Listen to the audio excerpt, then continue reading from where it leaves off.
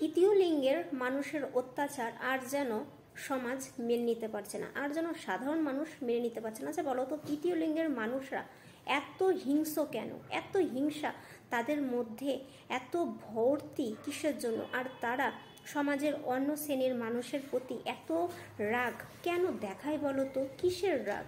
কি করেছে এই সমাজ তাদের সঙ্গে যে সমাজের প্রতি এত রাগ, এত হিংসা এদের?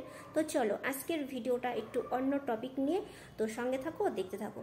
দেখো এখন এই যে তৃতীয় লিঙ্গের মানুষদের ওপর মানে অত্যাচার হচ্ছে, নাকি তারা আমাদেরকে অত্যাচার করছে, এটা আগে বুঝতে হবে।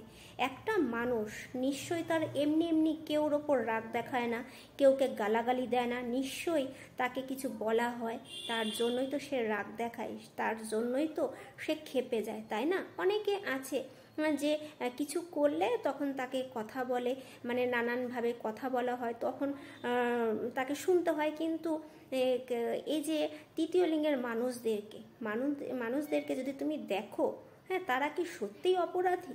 সত্যি কি তারা অপরাধ করেছে যে আমাদের সমাজে তারা রয়েছে, মানে আমাদের প্রতি খুবই অত্যাচার করে?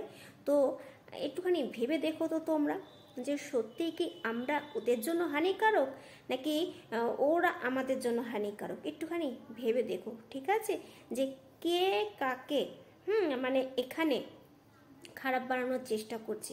আমি নিজে নিজে খারাপ হচ্ছি, নাকি আমাকে কেউ খারাপ করছে? এটা হচ্ছে মেন, তাই তো?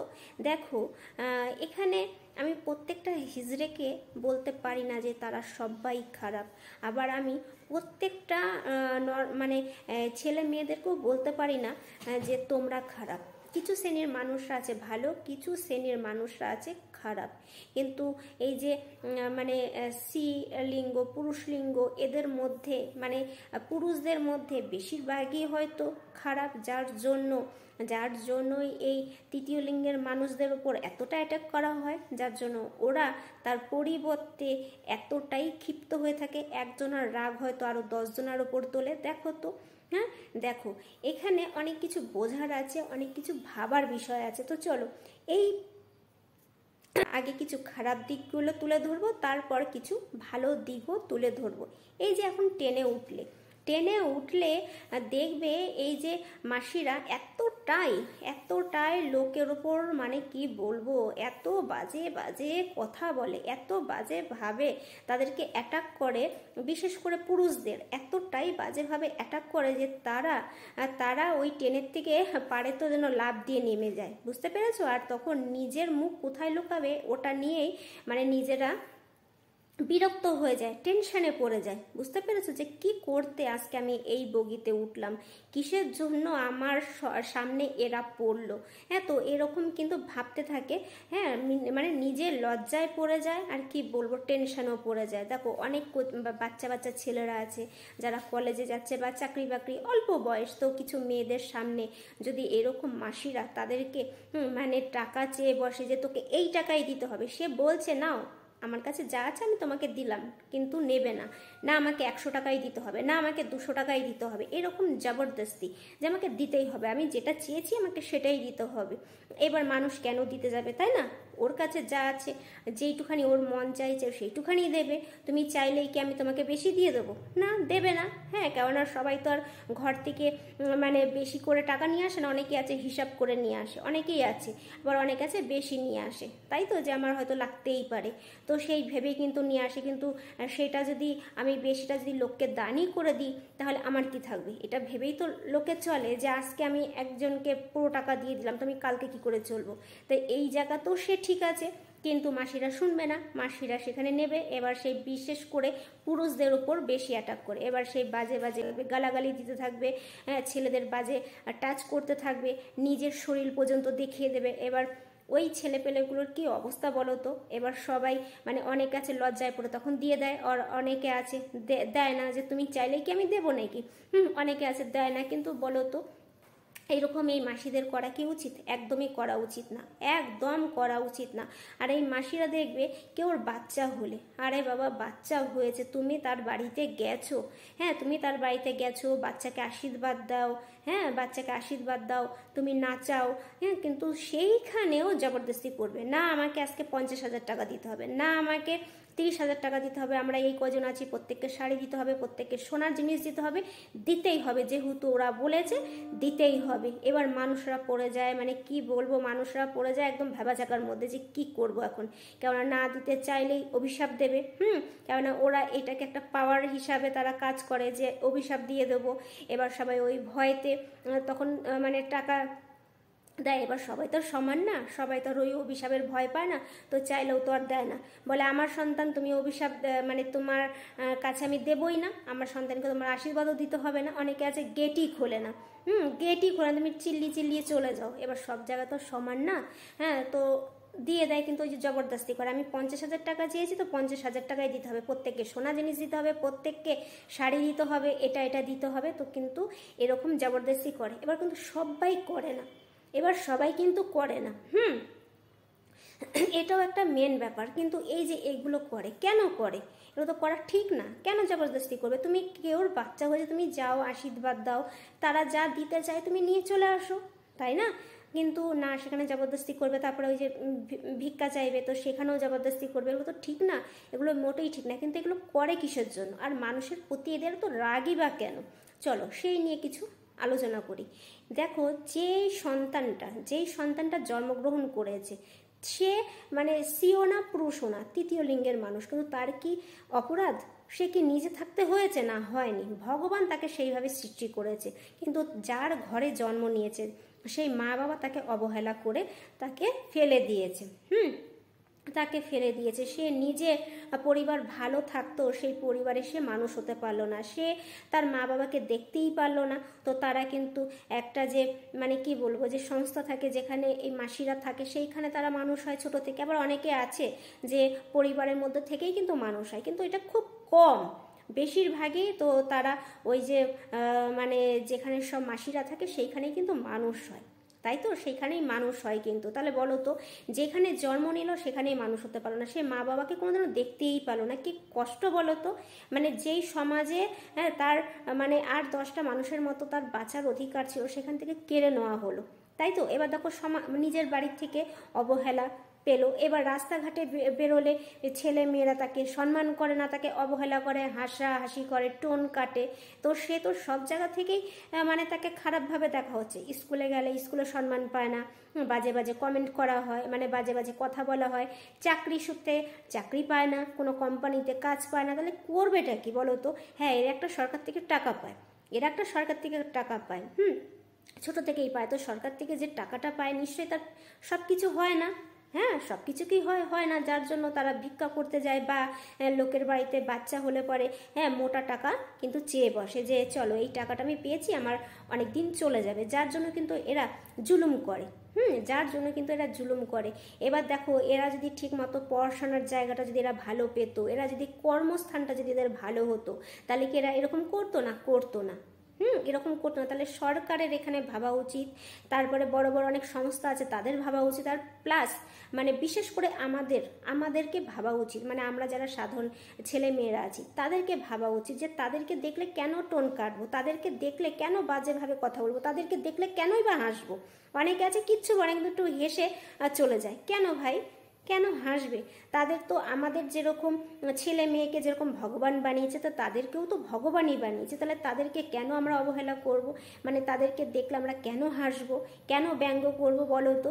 যার জন্য তো ওরা তো ক্ষিপ্ত হয়ে থাকে। দেখো, 10টা মানুষের মধ্যে দিয়ে যদি সে যায়, মিনিমাম 5টা লোকই হেসে মানে নানানভাবে কথা বলে বসে, তো এই 5টা লোকের জন্য কিন্তু আরও 10টা 15টা লোকের প্রতি কিন্তু তারা রাগ দেখায়, হ্যাঁ, কেননা এইভাবে তাদের মানে লোকের লাঞ্ছনা পেতে পেতে এরা বড় হয়, বুঝতে পেরেছো? তারপরে তো না হবে বিয়ে, না হবে তাদের সন্তান, তাদের পরিবারই নেই, পরিবারই নেই তারা।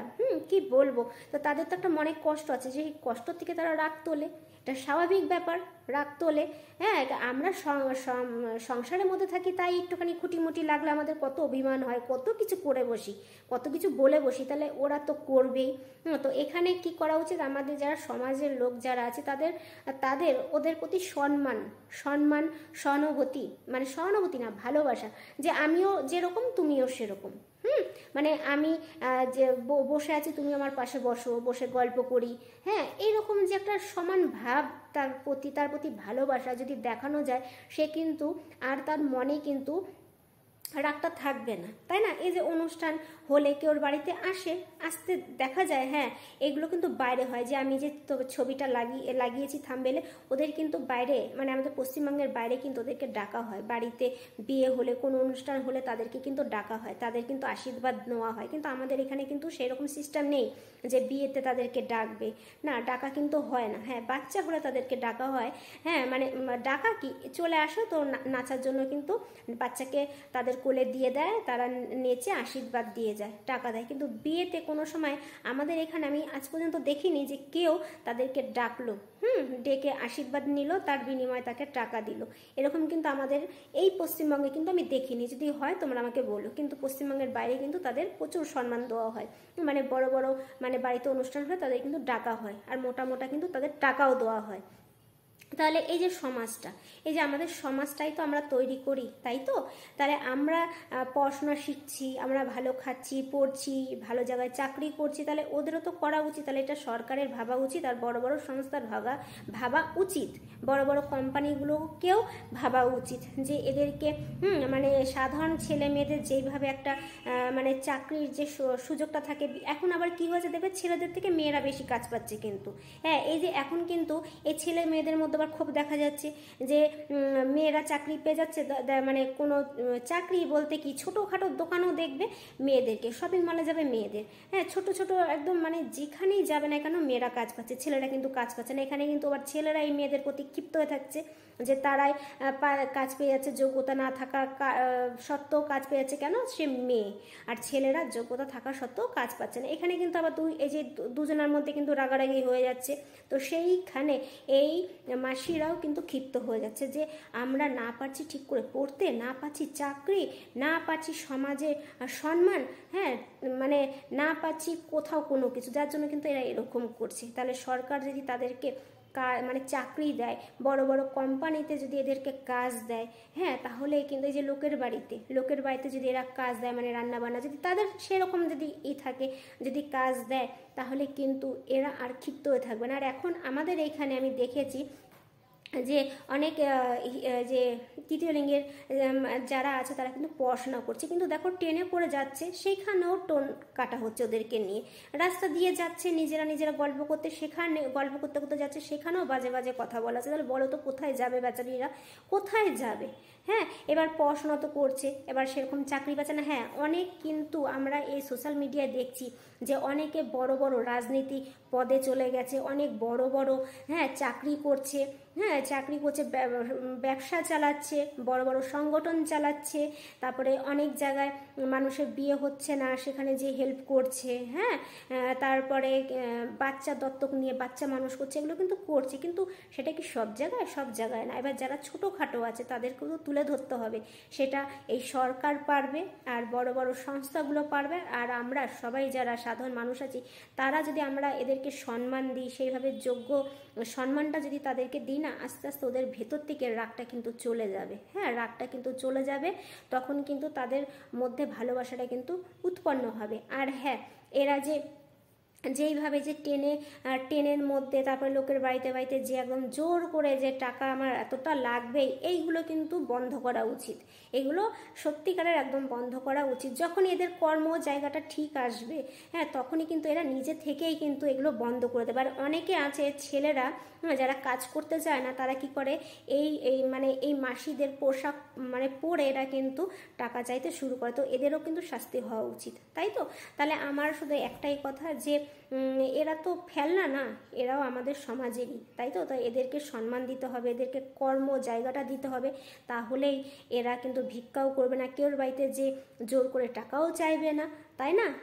তো এরা কিন্তু তখন সুন্দর করে জীবনযাপন করবে। দেখো একেতেই তো বাড়ির থেকে ফেলে মানে বাড়ির থেকে তাদেরকে দূর করে দিয়েছে। আর সমাজকে আমি এটাও বলতে চাই যে যা এখনকার মানুষরা এই যে আমাদের এখানেই আছে, মানে এদের বাড়িতে কিন্তু সবাই সার্ভিস করে, তো এদের বাড়িতে একটা ভাই আছে, বাড়িতেই কিন্তু থাকে। হ্যাঁ, এর আরও অনেক বান্ধবীরা আছে, মানে এই তৃতীয় লিঙ্গের, তারাও এই বাড়িতেই থাকে। এই বাড়িতে থেকে তারা পড়াশোনা করছে, তারপরে হয়তো যেটাই কাজ পাবে সেটা করবে। তো এই রকম যাদের হয়ে যায় তাদের ঘরেতে রেখে যদি এদেরকে মানুষ করে, হ্যাঁ মানে 8-10টা মানুষরা মানে বাচ্চারা যেভাবে মানুষ হয় সেইভাবে যদি এদের মানুষ করা হয়, তাহলে এদের তো মনে এত দুঃখ থাকে না। সত্যি কথাই, বাড়ির থেকে যদি কাউকে যদি তাড়িয়ে দেয়, তার বাবা মাকে কোনো দেখতেই পারলো না, সমাজও মেনে নিল না, তাদের তো রাগ হওয়া উচিত, তাই না? এটা তো স্বাভাবিক কথা। তো চলো, আমার এইটুখানি বলার ছিল যে তাদেরকে যোগ্য সম্মান দিও। তারা মোটেই ফেলনা না, আর তাদের মুখ দেখাও খারাপ না। অনেকে বলে তাদের মুখ দেখা কিন্তু খারাপ নাকি, কিন্তু আমি শুনেছি তাদের মুখ দেখা খুব ভালো। হ্যাঁ, তুমি যদি কোথাও যেতে থাকো না, যদি তাদেরকে দেখো, তোমার কিন্তু সেই কাজটা ভালো হবে, তোমার কিন্তু দিন কিন্তু ভালো হয়ে যাবে। আর সবাই কিন্তু এরা খারাপও না, হ্যাঁ সবাই কিন্তু খারাপ না, যেরকম সব মানুষরা কিন্তু খারাপ না। অনেক মানুষ আছে এদের সম্মান দেয়, নিজের বাড়িতে কাজ দেয়, নিজের ছোটোখাটো দোকানে কিন্তু কাজ দেয়। তো সব মানুষও যেরকম খারাপ না, সবই তৃতীয় লিঙ্গের মানুষও কিন্তু খারাপ না। তো যাই হোক, সব মিলেমিশেই আছে। তো যারা একটু মানে অন্য রকম আছে তাদেরকে সম্মান দাও, বোঝাও, হ্যাঁ। আর যারা মানে এদেরকে দেখে একটু ব্যঙ্গ করে তাদেরকেও একটু বুঝিও, তাহলে কিন্তু সমাজটা খুব সুন্দর হয়ে উঠবে। চলো, এইটুকুনি আমার বলার ছিল।